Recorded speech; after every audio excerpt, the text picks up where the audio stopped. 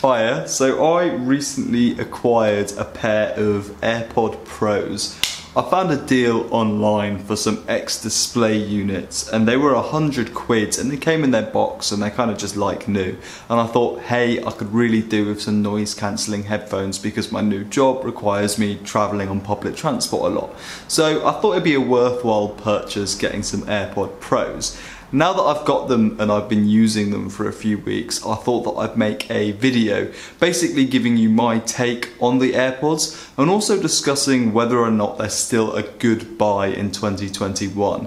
So obviously the product themselves hasn't changed since 2019 when they were launched, but the actual earbud market has changed a lot, and I think that the value proposition of AirPod Pros has kind of shifted and changed a little bit over time, especially with so many new entrants to the market. So I think I'll discuss that in the later half of this video. So first, let's discuss my take on the AirPod Pros. So starting with design and comfort. The AirPod Pros come in a super convenient case, very similar to the original AirPods. They'll fit in your pocket nice and easily and you won't really notice that they're there.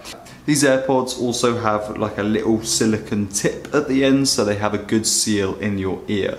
I personally find these headphones a little bit less comfortable than the regular AirPods, and especially find them more uncomfortable if I've been wearing them for a few hours. So I originally found that the medium-sized tip fits best in my ear for the seal and the noise cancelling, but was just really uncomfortable. So I downgraded to the smaller size tip, which the noise cancelling isn't quite as good, but I find them just more comfortable to wear. I think as time has gone on, the design has aged really well because obviously they're Apple and you just see them everywhere. They're a bit of a fashion piece now. So yeah, I think that this sort of design has just aged really well and they are now sort of a fashion item, similar to an Apple Watch and an iPhone. So moving on to the audio quality. When you just whack them in your ears and they're on the regular mode, you'll kind of immediately notice that they cut out a little bit more noise, and that's just due to the nature of the fact that you're really digging it in your ear and there's a silicone tip that is creating a seal. And when the headphones are just in regular mode, they sound very similar to just normal AirPods. So they're not amazing, they're not terrible, they're just alright sounding headphones. Like, they're not the best headphones on the market. I think where they become really impressive is when you use the noise cancellation feature.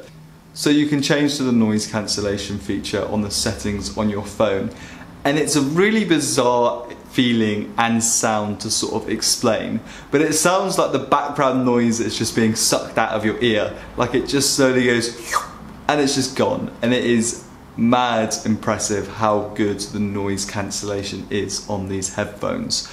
I would say that sometimes it can be a little bit dangerous. I was out on a walk today and I had the noise cancelling on, and some bloke almost ran into me on his bike because I just didn't know he was there.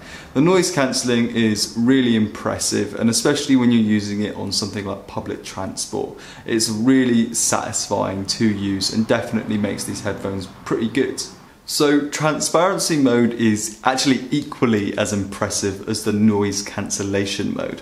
So transparency mode uses the microphones on the outside of the air tips to kind of let in the background noise and kind of play it to you digitally. And it is really good. You wouldn't think that the noise is coming in from a microphone. Some reviewers talk about certain frequencies sounding a bit weird, but I think to a normal person like myself, you really just would not tell that the background noise is coming in from a microphone and is being like played to you. It's that good. So from what I've said so far, the AirPod Pros are a no-brainer, right? They're just such good headphones to buy, and I'm really happy with them and I like them a lot. And I spoke very positively about them.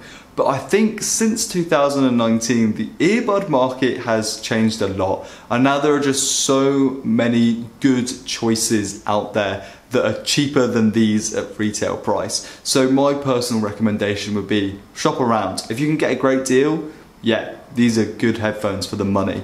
But now there's just so much choice out there for you.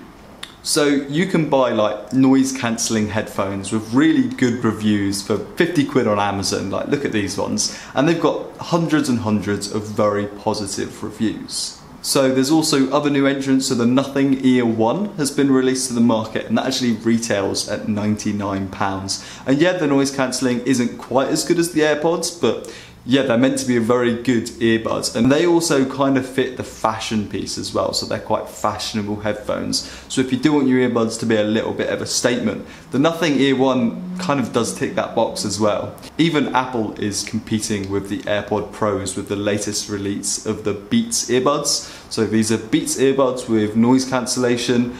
They're very well reviewed. They also retail at £99, and you've got just so much more competition from Sony, Bose and other manufacturers. And I think that the biggest problem with these is, as the market's got better and there's more offerings for like a lower price or the same price that's higher quality than the AirPods, Apple don't reduce the prices of their products very often. I think if the retail price was reduced on these just a little bit, then they'd be a really good buy still.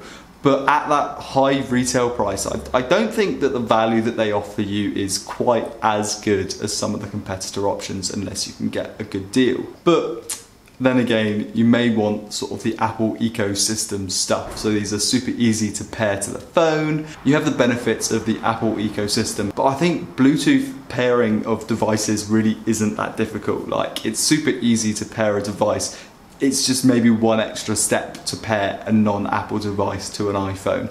Really isn't a difficult thing at all. So I don't think I'd let the whole like Apple ecosystem thing be a massive deciding factor. It kind of was for me, but I don't think it needs to be. So I personally do really enjoy these headphones, and I think if you can get a good deal, then they're a strong buy. However, at full retail price, I think they're a little bit less. I feel like they offer you a little bit less than some of the competition, so do keep that in mind when you're making your purchase decisions. Thank you very much for watching. All the best.